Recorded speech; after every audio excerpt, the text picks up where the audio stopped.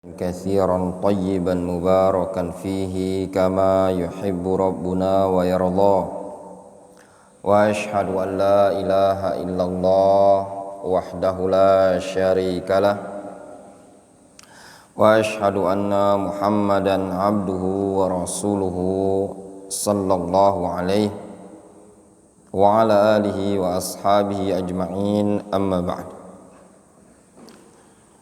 Pada pertemuan sebelumnya kita telah membaca keterangan dari Al-Imam Az-Zarnuji rahimahullah terkait dengan hukum thalabul ilmi syar'i, hukum menuntut ilmu.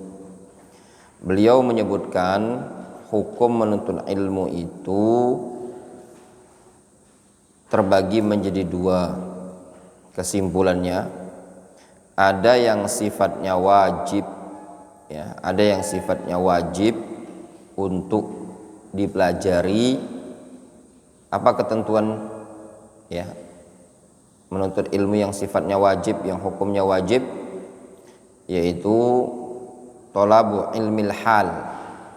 Apa thalabul ilmil hal? Yaitu ilmu yang dibutuhkan pada waktu itu. Dalam artian ilmu yang dibutuhkan al-ilm alladhi yahtaj ilaihi al-insan, ilmu yang dibutuhkan seseorang. Apa ilmu yang dibutuhkan seseorang? Yaitu ilmu yang yatawaqqaf bihi al-ibadah lillahi subhanahu wa ta'ala, ilmu yang ibadah itu terhenti dengannya. Dalam artian kalau tidak dipelajari sama dia tidak bisa beribadah kepada Allah subhanahu wa ta'ala dengan baik dan benar. Nah, ini ilmu hukumnya wajib. Seperti orang yang baru saja masuk Islam. Orang yang baru saja masuk Islam, dia kan tidak bisa sholat. Maka ketika itu mempelajari sholat hukumnya wajib, ya. Apa patokan wajib? Yaitu semata-mata yu'addi al-farad, semata-mata dia sudah menunaikan kewajiban sholat tersebut. Difahami sebagaimana disebutkan oleh beliau. Misal kata beliau disebutkan di sini, wa yuftarad ala al-muslim talabu ilmin ma yaqa' lahu fi halihi ay fi ayyi halin kana fa innahu la budda minas shalah. Contoh misalkan salat, setiap orang butuh salat kan? Fa yuftarad alaihi ilmu ma yaqa' fi salatihi biqadri ma yuaddi bihi fardhus shalah. Maka wajib bagi dia untuk mempelajari ilmu yang salat itu harus dikerjakan, ya, biqadri ma yuaddi bihi fardhus shalah, sekadar tertunaikannya kewajiban salat, ya.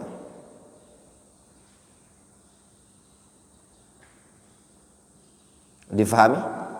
Kemudian yang kedua, jenis ilmu tersebut, ya, ilmu yang tujuannya untuk pelengkap. Nah, tujuan untuk pelengkap, ya, ini bermacam-macam tingkatannya. Seperti itu. Itu kesimpulannya. Kita lanjutkan keterangan dari beliau.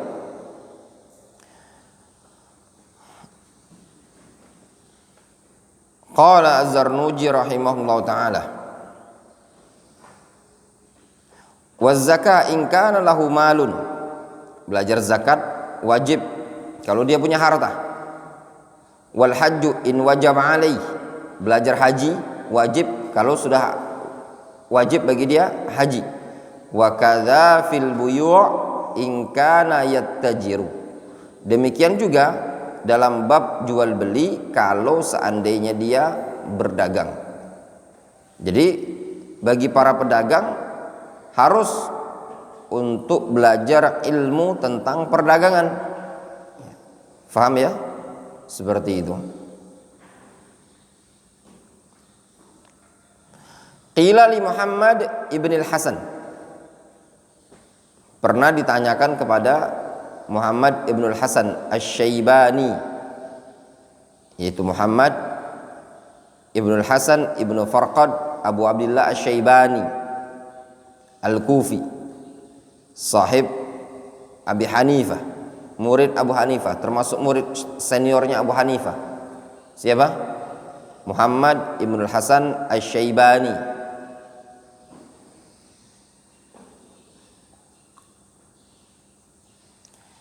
Pernah ditanyakan kepada Muhammad Ibn Hasan Asy-Syaibani. Di sini ikhwan menunjukkan Al-Imam Az-Zarnuji rahimahullah. Beliau banyak mengkhidmat di buku ini kalam-kalam, ucapan-ucapan dari ulama mazhab Hanafi. Ini juga dalil yang menunjukkan bahwasannya beliau penulis buku ini Az-Zarnuji mazhabnya adalah Hanafi, bermadzhab Hanafi. Kenapa?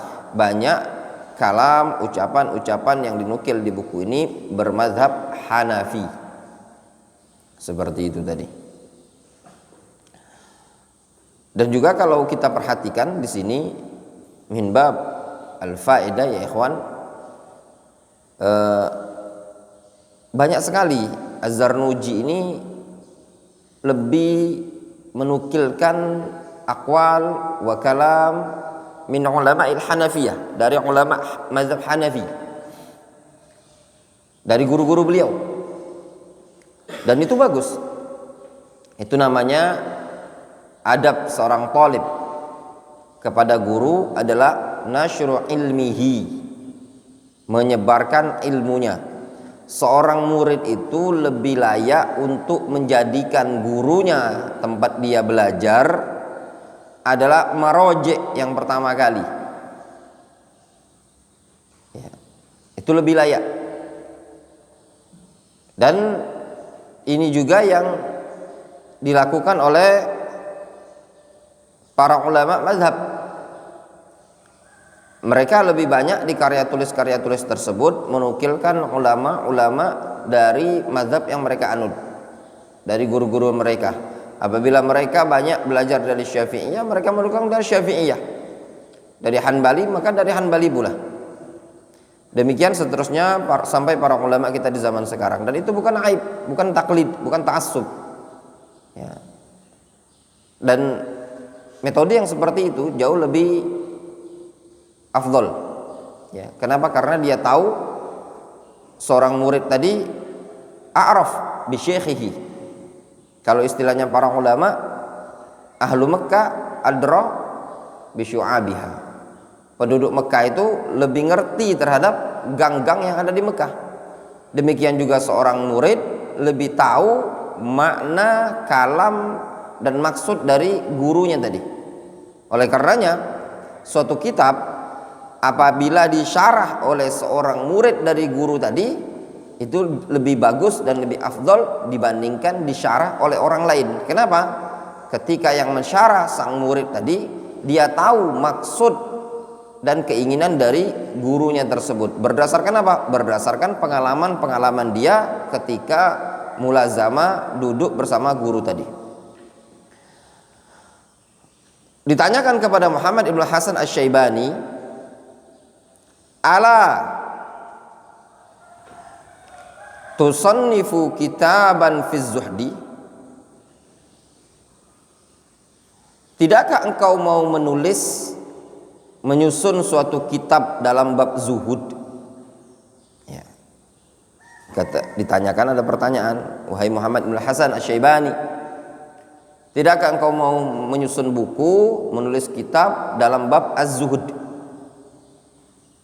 Apa definisi zuhud? Ada yang tahu?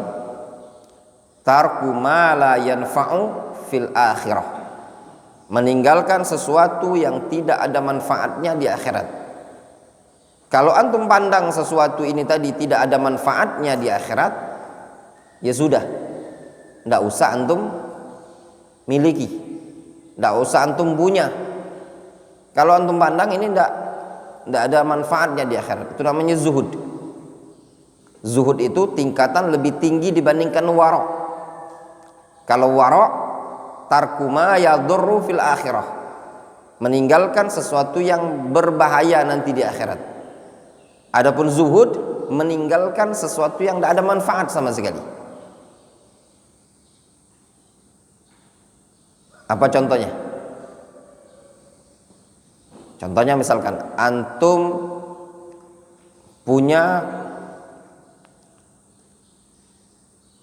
sudah punya satu kendaraan,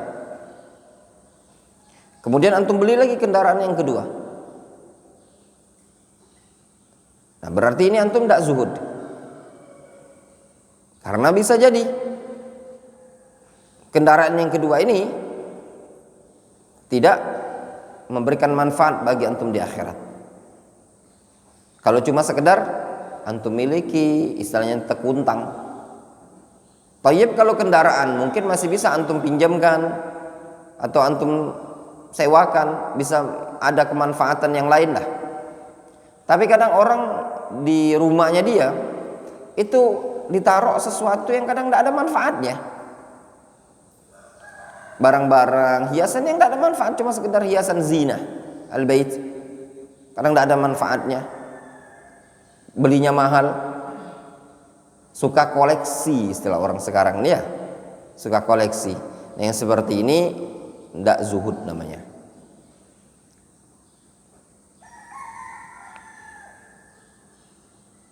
Orang zaman sekarang ini kadang beli barang-barang untuk koleksi sesuatu yang mewah-mewah itu banyak. Tapi untuk ibadah antum tidak usah yang mahal-mahal lah ya. Ibadah 30 jutaan antum ajak untuk umroh, beratnya luar biasa. Tapi kalau ngoleksi itu, ngoleksi ini, sebagian orang yang kaya itu ya, dia punya mobil banyak, tapi nggak kepikir dia untuk daftar haji. Jangankan mau haji yang plus, yang ratusan juta, yang reguler pun nggak kepikir. Karena ketemu seseorang, ya dia daftar haji, dia bilang kayaknya saya ini udah nggak bisa ditunda lagi Ustadz, katanya. Mobil duo katanya di rumah ini. Ya, ruko di depan itu ada banyak, aset ada. Dia ngomong kayaknya lah wajib kalau nak nunggu yang bertahun reguler itu tadi, yang puluhan tahun, kayaknya belum gugur kewajiban. Nah, lihat pola pikirnya orang yang tahu dengan hak dalam Islam. Ketika Allah SWT berikan kemudahan harta pada dia tahu mana yang wajib. Sebagian orang tidak ada sikap warok, apalagi zuhud dalam bab ini tadi. Sehingga bagi para penuntut ilmu, selayaknya antum gunakan sesuai kebutuhan antum. Ya, seperti itu. Kita lanjutkan. Qila li Muhammad ibn al-Hasan asy-Syaibani, ala tusannifu kitaban fi zuhdi. Ala di sini seingat ana bermakna ta'rid, ya, penawaran, ta'rid. Qal, beliau mengatakan, qad sannaftu kitaban fil buyu'. Ya. Aku telah nyusun kitab dalam bab al-buyu'.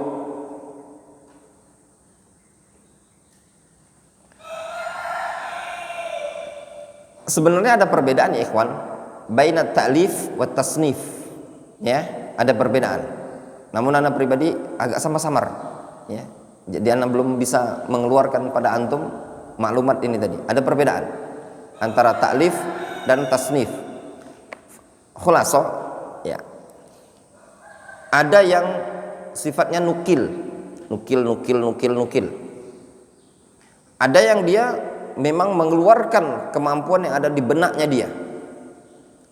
Nah, itu ada perbedaan. Nah, di situ anak agak samar mana yang taklif, mana yang tasnif, ya. Kata beliau, qad sannaftu kitaban fil buyu'. Aku sudah tulis kitab dalam bab al-buyu', jual beli. Yakni maknanya az-zahid, orang yang zuhud itu, faham antum maksud di sini? Ketika ditanyakan kepada Muhammad ibn Hasan asy-Syaibani, engkau tidak nulis kitab dalam bab zuhud? Kata beliau, sudah. Bahasa kitanya sudah. Aku sudah nulis buku dalam bab al-buyu', dalam bab jual beli. Apa maknanya? Yakni az-zahid, orang yang zuhud, huwa adalah man yahtarizu anis syubhat wal makruhat fit tijarat. Orang yang zuhud itu adalah orang yang ihtiraz, menjaga diri dari syubhat dan dari perkara-perkara yang makruh dalam bab perdagangan. Itu namanya orang yang zuhud. Orang yang zuhud tadi adalah orang yang jaga diri dari syubhat, dari perkara yang makruhat dalam dunia tijarat, dunia perdagangan. Wa kadzalika fi sairil muamalat wal hiraf. Demikian juga pada seluruh jenis muamalat. Jadi orang yang zuhud adalah orang yang menjaga diri pada orang yang zuhud adalah orang yang menjaga diri dari perkara syubhat, perkara yang makruh dalam seluruh muamalah. Difahami? Tijarat ini kan perdagangan, al-bai'. Muamalah itu macam-macam. Muamalah itu mencakup astagfirullah. Pinjam meminjam, al-qard itu muamalat. Terus juga masuk ijarat, sewa menyewa, itu juga bab muamalat dan yang semisalnya. Sehingga muamalat ini sifatnya lebih umum, ya ikhwan ya. Kalau tijarat itu jual beli perdagangan. Kalau muamalat ini lebih umum, mencakup perdagangan, mencakup ijarat, sewa menyewa, mencakup juga al-qard, pinjam meminjam. Nah, orang yang zahid, orang yang zuhud, dia menjaga diri dari syubhat dan perkara-perkara yang makruh. Wal hiraf, demikian juga menjaga diri dari syubhat dan makruhat pada bab al-hiraf. Hiraf itu jamak dari hirfah. Hirfah itu artinya profesi, pekerjaan. Nah, seperti dokter Vicky, dia sebagai seorang dokter, itu namanya hirfah. Ya. Apa namanya, ada yang sebagai tukang, itu namanya hirfah, ya. Ada yang sebagai tukang cuci, itu namanya hirfah. Ada yang sebagai guru, namanya hirfah. Difahami? Wa kullu man ishtaghala bi syai'in minha yuftaradu alaihi ilmu taharruz anil harami fi. Nah, kata Imam Az-Zarnuji, wa kullu man ishtaghala bi syai'in, dan setiap orang yang menyibukkan dengan sesuatu minha, dari perkara-perkara tadi. Ha tadi kembali ke mana? Ha kembali ke tijarat, kembali ke mana? Muamalat, kembali ke mana? Al-hiraf. Dhamir ha kembali ke sana. Jadi setiap orang yang punya kesibukan dengan tijarat, dengan muamalat, dengan hiraf, yuftaradu alaihi, maka wajib baginya, diwajibkan baginya ilmu taharruz, diwajibkan untuk dia memiliki ilmu at-taharruz, ilmu untuk membentengi diri anil harami fi, dari perkara yang haram tadi.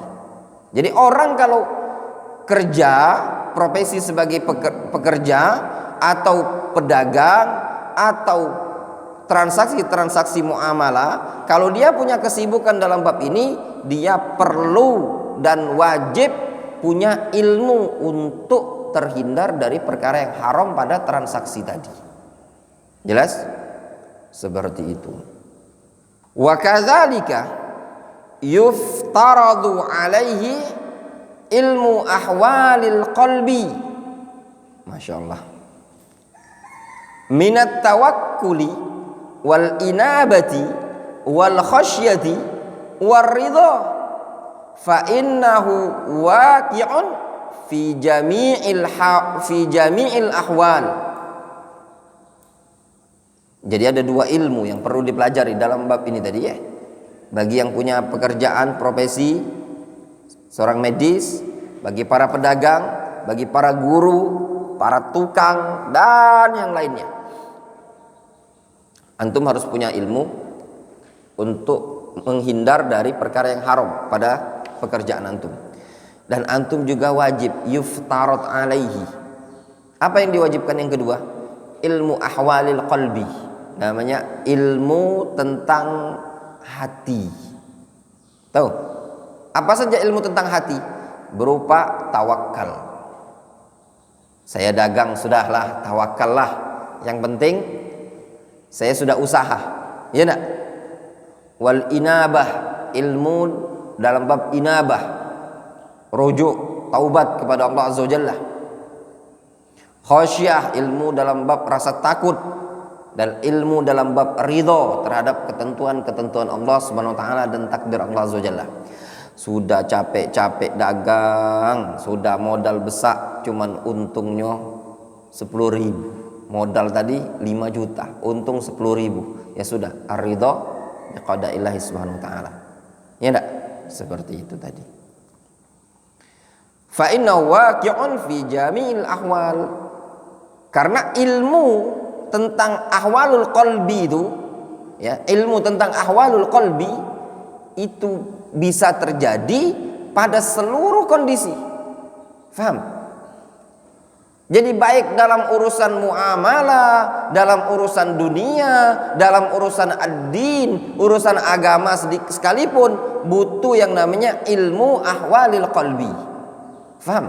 Ilmu tentang khasyah kepada Allah, ridha biqadaillah, ilmu tentang tawakal kepada Allah, ilmu tentang inabah, khusyuk dan yang semisalnya itu dibutuhkan pada setiap kondisi.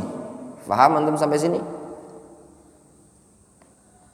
Ini anak bacanya pelan-pelan. Ya, kenapa pelan-pelan?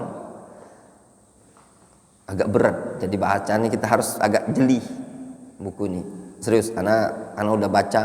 Sebenarnya buku ini udah lama anak miliki, cetakan yang lain tapi ketika diaman, ya, awal kali beli buku ini penasaran beli, dijual lah di Fiyush waktu itu.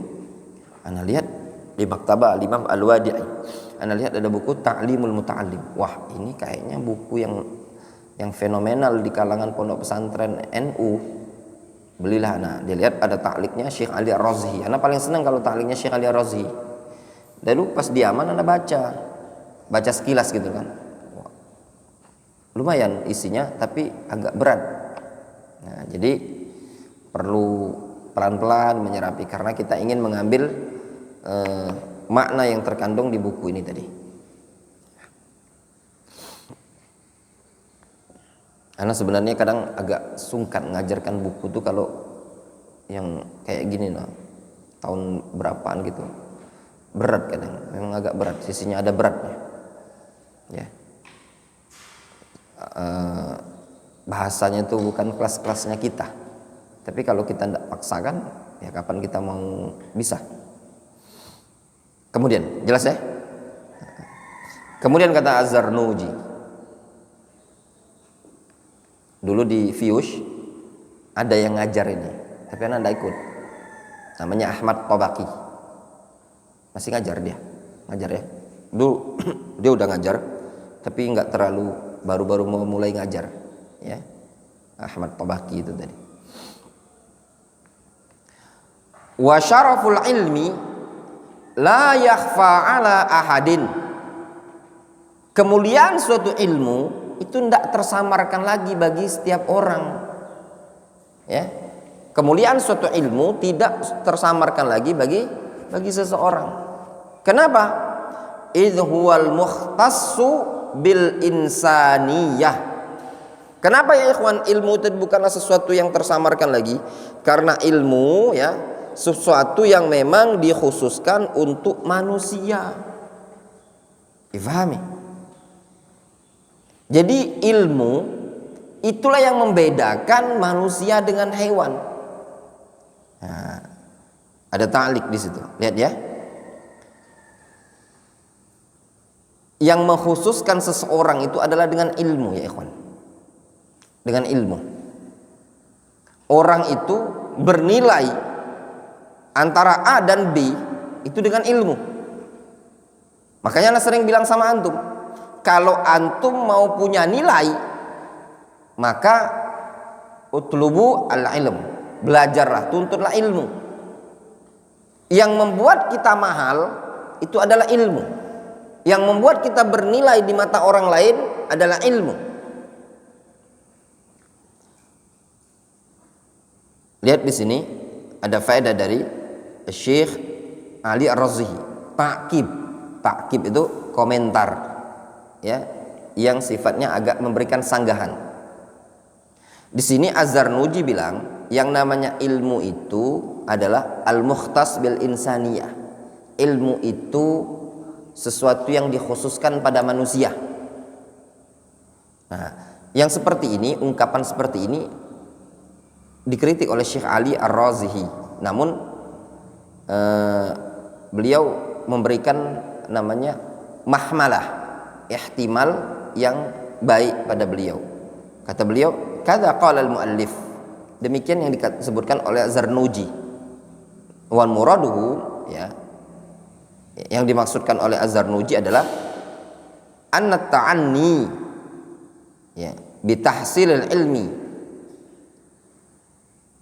wa ihrazihi huwa min sya'nil insan duna ghairihi. Ya, bahwasannya perhatian untuk mendapatkan ilmu dan perhatian untuk menjaga ilmu tersebut, untuk meraihnya, adalah kondisi yang berasal dari seseorang, tidak pada makhluk yang lain. Maksudnya gini, yang punya perhatian untuk mendapatkan ilmu itu hanya manusia. Difahami? Ma'anahu qad yahsul li ghairihi. Meskipun dalam kondisi seperti itu, ilmu juga bisa didapatkan selain manusia. Kama qala Allahu 'anil kalbi mukallibina tu'allimunahunna mimma 'allamakumullah. Ya, hewan buas, baik anjing atau yang semisalnya, dari hewan-hewan yang kalian ajari, kalian didik, mimma 'allamakumullah, dari ilmu yang Allah ajarkan kepada kalian. Berarti apa? Hewan juga bisa dikasih ilmu. Hewan bisa dikasih ilmu. Tu'allimunahunna, ya, kalian bisa mengajari hewan meskipun dia buas. Namun ingat ya, hewan tidak punya kekhususan untuk apa? Ta'anni, untuk punya perhatian, untuk jaga ilmu, meroja'ah, untuk mencari, tidak ada. Antum pernah lihat ketemu anjing, tahu-tahu anjingnya jalan mencari tempat pelatihan? Ya enggak? Enggak ada kan? Kalau orang ada, antum tanya mau kemana, mau mondok? Enggak ada kan? Anjing bisa diajari, ayam bisa diajari, mungkin ya hewan-hewan lain, kucing juga, semuanya bisa diajari. Tapi tidak ada dia ta'anni, punya perhatian untuk nyari sendiri. Faham? Nah, mungkin yang dimasukkan Az-Zarnuji seperti itu. Difahami? Jadi kekhususan manusia ditinjau dari sisi dia punya perhatian untuk cari ilmu, bukan dalam rangka untuk nampung ilmu. Kalau nampung ilmu, hewan juga bisa nampung ilmu. Namun yang membedakan hewan dan manusia itu mencari, gitu loh. Faham? Nah, jadi antum kalau ingin bedakan diri antum sama hewan, santri, antum harus nyari. Faham? Kalau ustadznya suruh masuk, baru antum masuk. Ustadznya suruh murojaah, baru antum murojaah. Ustadznya suruh apa? Ngaji, baru ngaji. Berarti nggak ada beda antum sama hewan. Berarti mau diajari dulu, baru nurut. Faham? Nah, nyambung antum sampai di sini? Ya kan hewan itu lihat ah. Kalau nggak diajari, nggak disuapi, nggak makan dia. Maksudnya itu nggak makan ilmu. Adapun kalau makan ya antum taruh aja, jangan kan nasi antum aja dimakan. Tapi dalam bab ilmu, dia kalau nggak diajari nggak ada mau belajar sendiri. Antum pernah lihat anjing latihan sendiri, loncat-loncat sendiri? Nggak ada. Semuanya butuh dilatih. Nah, kalau antum ingin membedakan diri antum yang disebutkan oleh Az-Zarnuji, kalau antum ingin beda dengan hewan, maka antum harus ada ta'anni tahsilul ilm. Antum harus perhatian untuk cari ilmu tersebut. Antum sendiri yang kreatif. Sebelum waktu jam belajar antum masuk. Ustadznya belum datang, antum murajaah. Tapi kalau kata ustadznya, murajaah, baru murajaah. Hafalkan, baru hafalkan. Berarti antum sama dengan hewan. Itu makna dari ucapan Az-Zarnuji, difahami. Kemudian qala Az-Zarnuji rahimahullah, li'anna jami'al khisal siwal ilmi yashtariku fihal insanu wa sairul hayawanat. Karena seluruh perangai-perangai yang ada kecuali ilmu, seluruh sifat-sifat yang ada kecuali ilmu bisa bersyirikat padanya manusia dan seluruh hewan. Faham?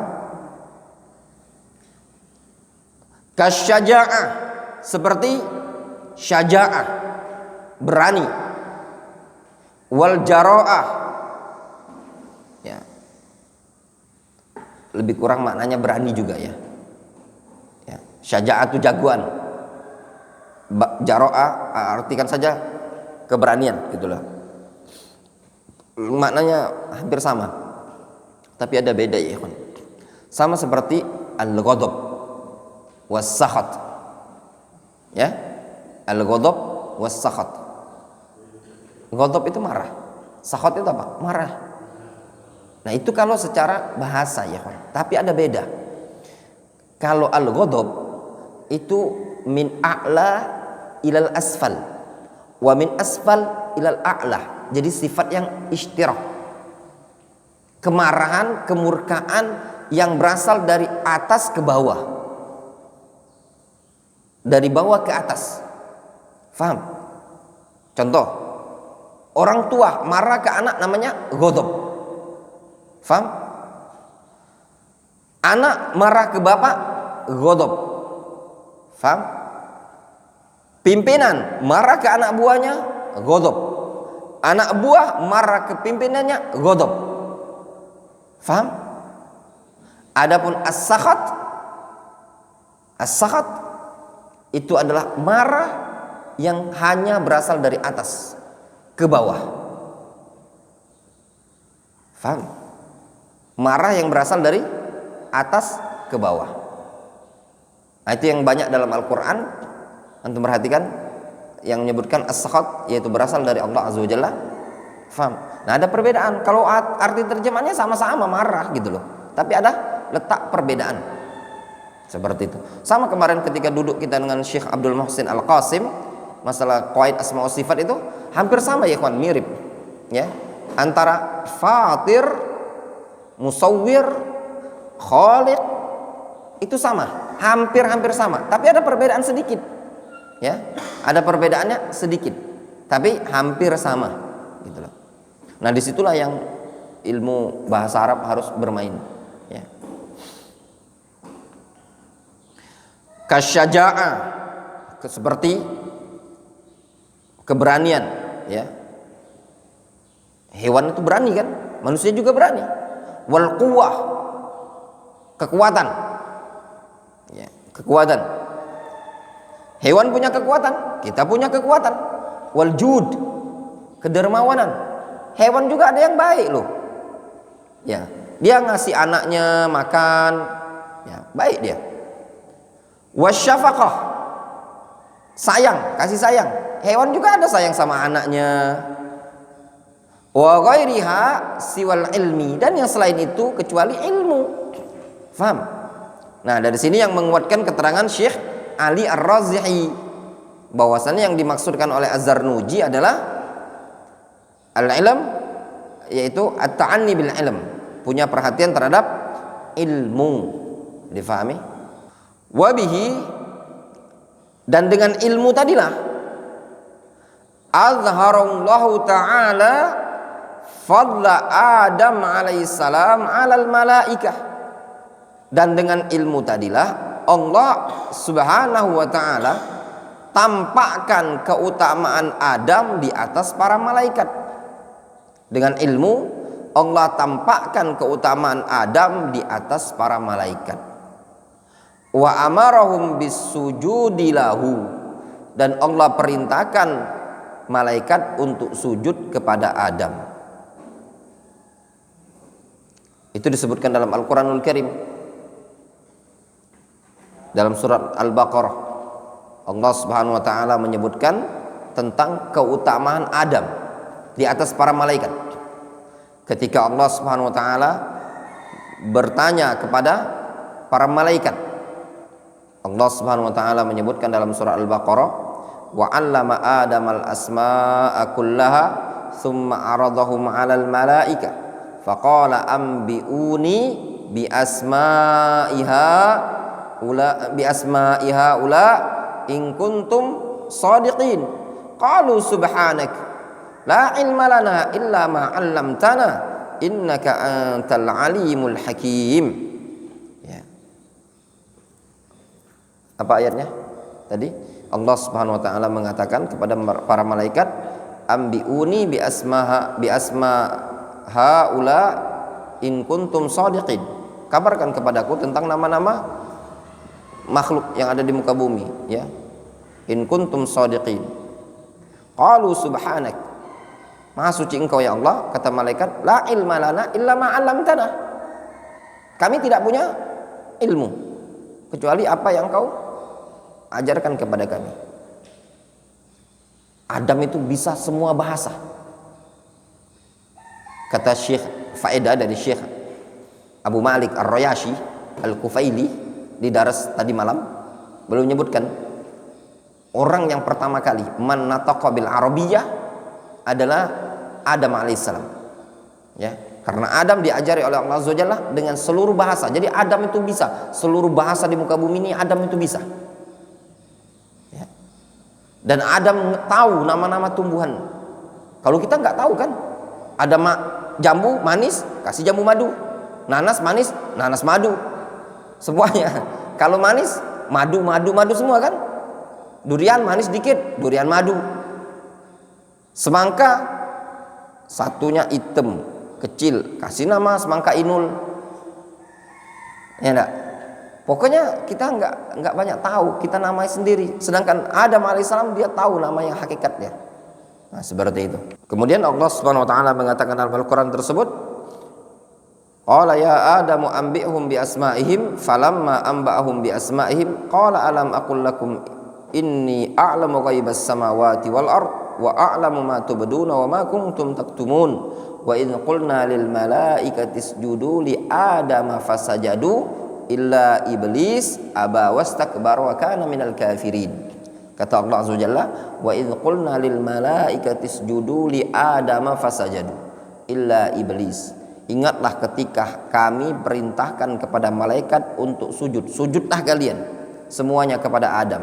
Fasajadu, semuanya sujud, illa iblis, kecuali iblis yang tidak mau sujud. Nah, iblis di sini istitsna dalam bahasa Arab di sini, fasajadal malaikatu wa idh qulna lil malaikati isjudu fasajadu. Ketika kami katakan kepada malaikat usjudu, sujudlah kalian, fasajadu, malaikat sujud, illa iblis, kecuali iblis. Nah, di sini terjadi khilaf di kalangan para ulama, istitsna di sini muttasil atau munqati. Ada yang bilang istitsna di sini adalah muttasil. Muttasil itu nyambung. Maknanya apa? Antara mustatsna minhu, ya, dengan mustatsnanya satu komponen.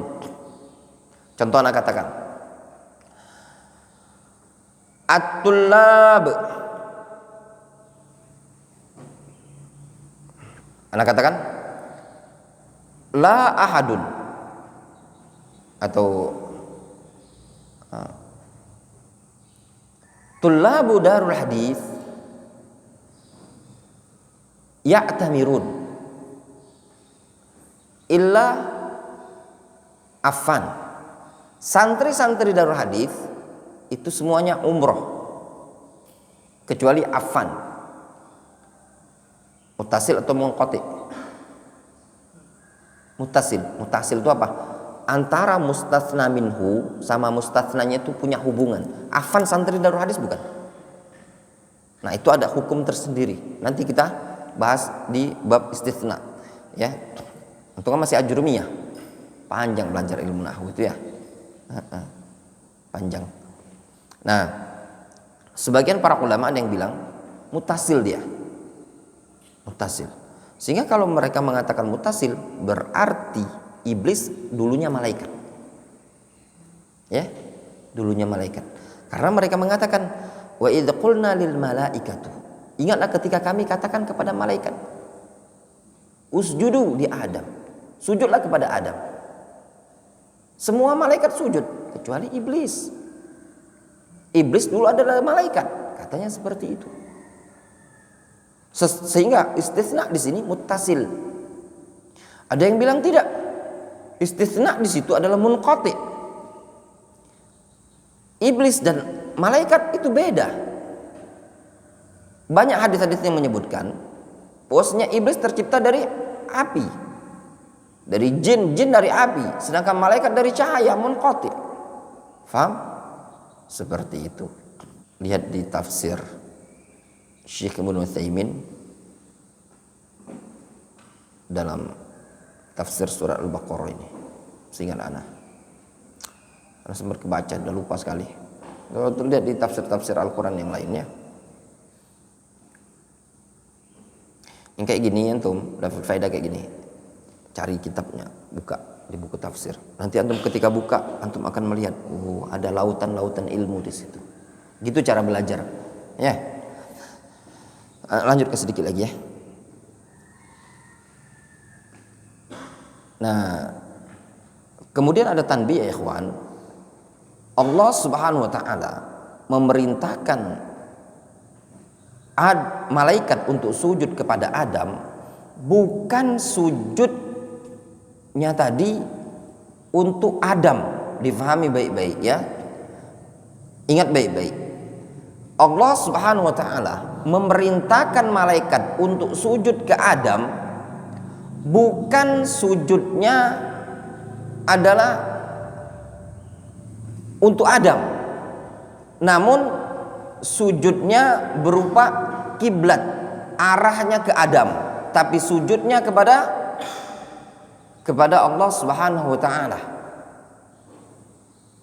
Difahami? Nah, sujudnya kepada Allah Azza wa Jalla, bukan kepada Adam. Jadi Adam itu cuma sebagai kiblat. Kata para ulama, sebagaimana kita sujud kepada Allah, kiblatnya kemana? Ke Ka'bah.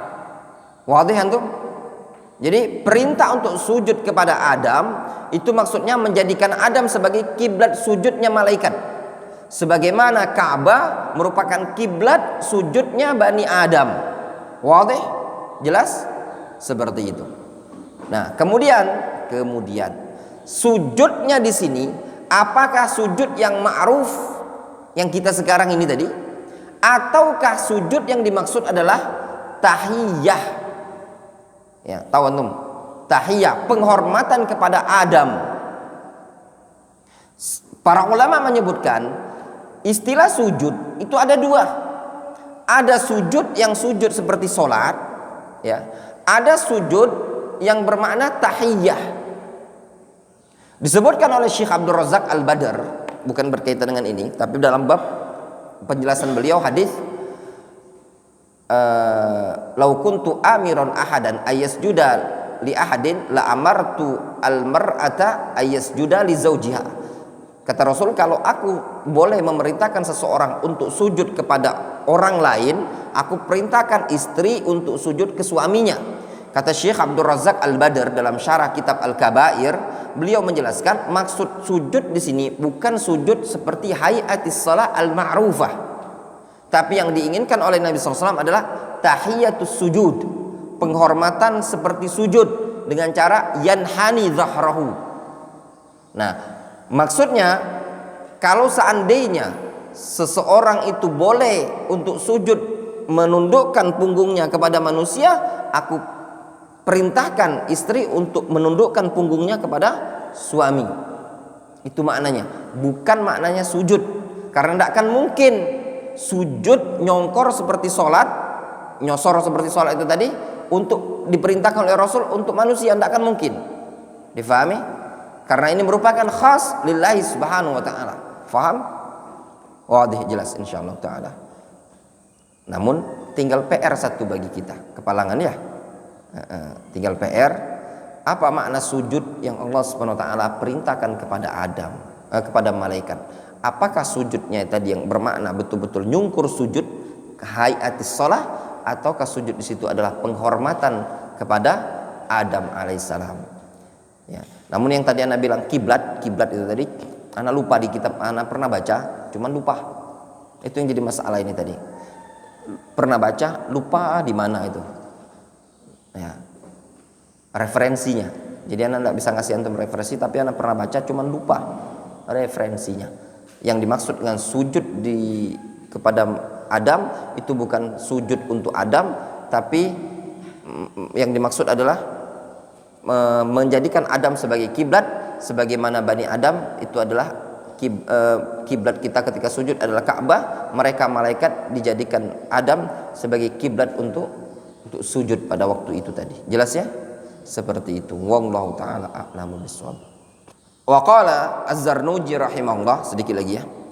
Wa inna ma syaraful ilmi likaunihi wasilatan ilal birri wat taqwa alladhi yastahiqqu biha al mar'u al karamata indallahi ta'ala was sa'adah al abadiyah. Sesungguhnya syaraful ilmi, turun lama. Sesungguhnya kemuliaan suatu ilmu likaunihi wasilah ilal birri wat taqwa, dikarenakan kondisi ilmu itu bisa menjadi wasilah perantara menuju kebaikan dan ketakwaan.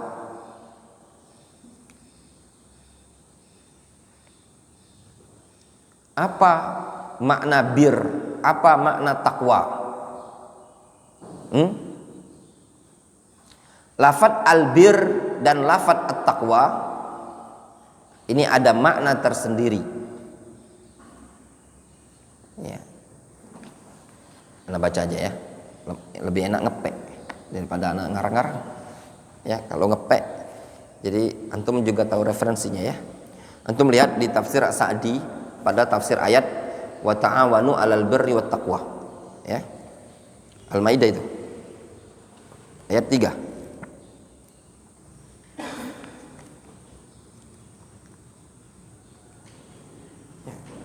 Anda bacakan perbedaannya.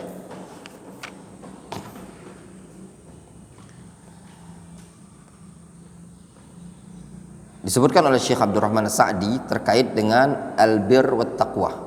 Ya. Pada firman Allah Subhanahu wa taala, "Wa ta'awanu 'alal birri wat taqwa." Ya. Al-bir huwa ismun jami'un likulli ma yuhibbuhullahu wa yardahu minal a'mali adh-dhahira wal batina min huquqillahi wa huquqil adamiyyin. Albir adalah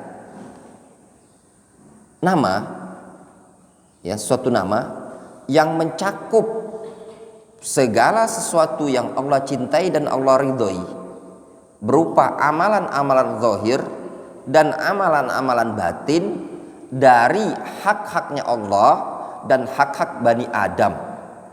Itu namanya albir. Faham? Wat taqwa, sedangkan takwa adalah, kata Syekh Abdurrahman As-Sa'di, ismun jami'un li tarki kulli ma yakrahullahu wa rasuluhu minal a'mali adh-dhahira wal batinah.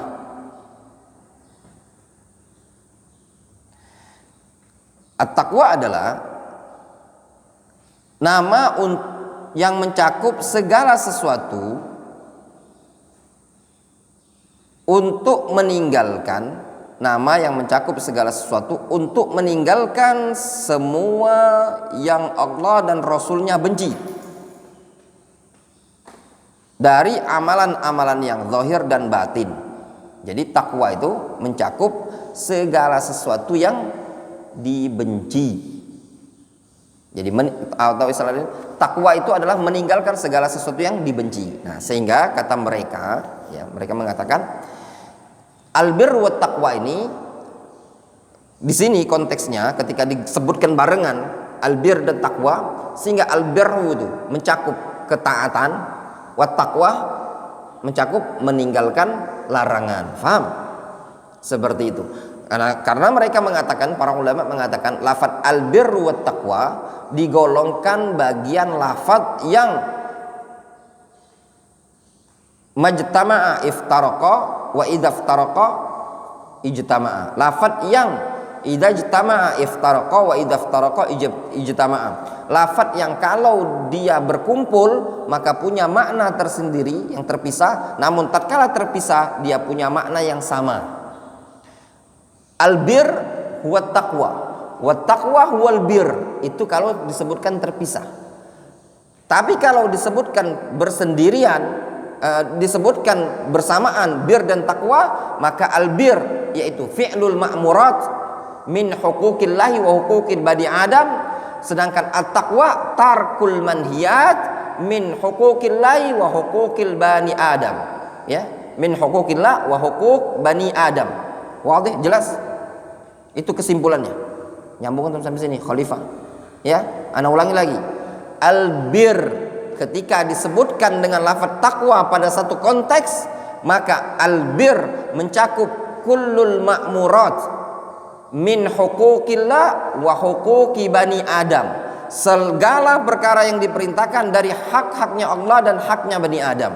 Sedangkan at-taqwa kullul manhiyat, seluruh perkara yang dilarang min huquqillahi wa huquqi bani Adam, zahiran wa batinan. Jelas? Baik yang zahir ataupun yang batin. Simpel seperti itu.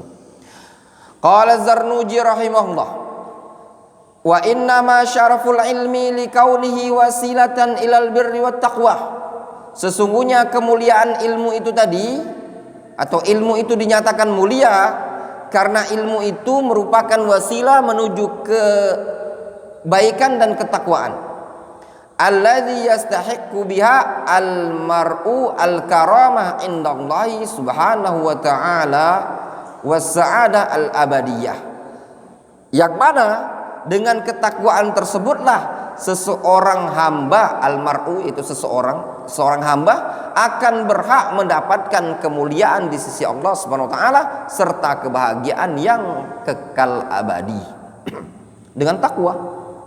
Ya, seseorang kalau dia takwa maka dia akan mendapatkan kemuliaan di sisi Allah Subhanahu wa taala. Dalilnya adalah firman Allah Subhanahu wa taala, "Inna akramakum indallahi atqakum." Ingat, alladzi yastahiqqu biha. Hadis itu kembali kemana? Ke lafaz takwa. Yang dengan takwa tersebutlah seseorang akan meraih apa? Al-karamah, kemuliaan di sisi Allah Subhanahu wa taala. Dalilnya apa? Inna akramakum indallahi atqakum. Dan juga dia akan meraih as-sa'adah al-abadiyah. Ya, surga itu dipersiapkan untuk siapa? Wa'iddat lil muttaqin, dipersiapkan untuk orang-orang yang bertakwa. Wallahu taala a'lamu bissawab. Kita cukupkan sampai di sini. Adapun yang setelahnya insyaallah nanti kita lanjutkan pada pertemuan berikutnya. Insyaallah ya. Naktafi bihadzal qadar.